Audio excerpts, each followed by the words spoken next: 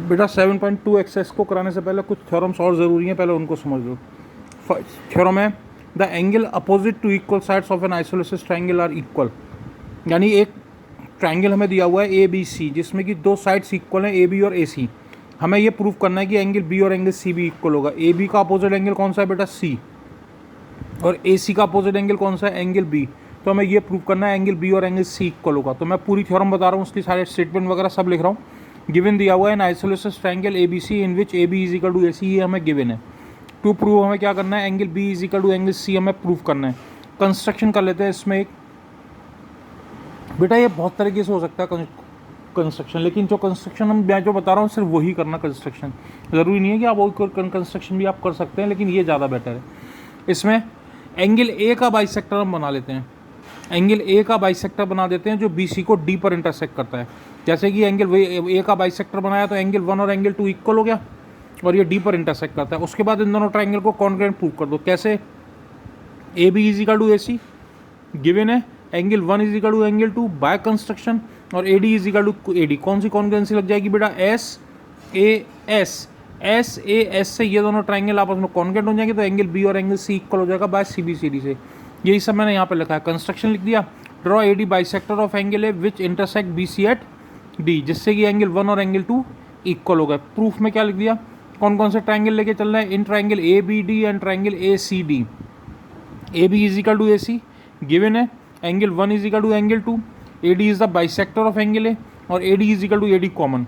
तो क्या आ गया बेटा? Angle triangle A B D जो है वो ए सी डी के कॉन्ग्रुएंट आ गया। ट्रायंगल ए बी डी किसके कॉन्ग्रुएंट आ गया बेटा? ए सी डी के कॉन्ग्रुएंट आ गया एस ए एस थ्योरम से।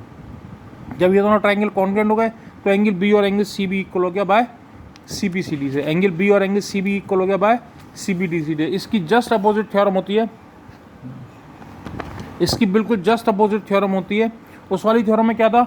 हमें दो साइड्स इक्वल गिवन थी, हमें एंगल इक्वल प्रूव करने थे। इस वाली थ्योरम में दोनों एंगल्स इक्वल दिए हुए हैं, एंगल बी और एंगल सी इक्वल दिया हुआ है। एंगल बी और एंगल सी हमें इक्वल दिया हुआ है। We have to prove that A B is equal to ए सी।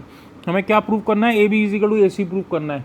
यानी दोनों थ्योरम्स हो गई। एक तो हो गई फर्स्ट वाली थ्योरम हो गई angle opposite to equal sides are equal.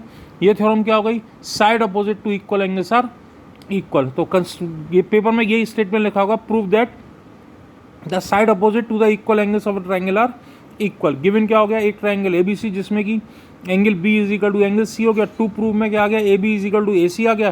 Construction हम क्या लिख देंगे?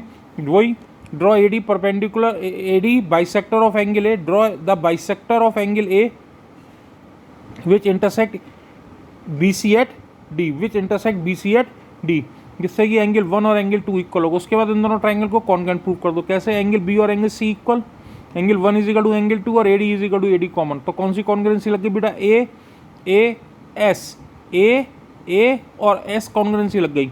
याद रखना है A S A congruency apply नहीं होगी। यदि ए एस ए लगानी होती तो ये दोनों एंगल्स होते और ये वाली साइड होती, साइड बीच में होनी चाहिए थी। दोनों साइड के दोनों एंगल्स के अलावा साइड अलग है, इसलिए ए एस कॉन्ग्रुएंसी दोनों ट्रायंगल कॉन्ग्रुएंट हो जाएंगे। यही सब मैंने यहाँ पे लिखा है।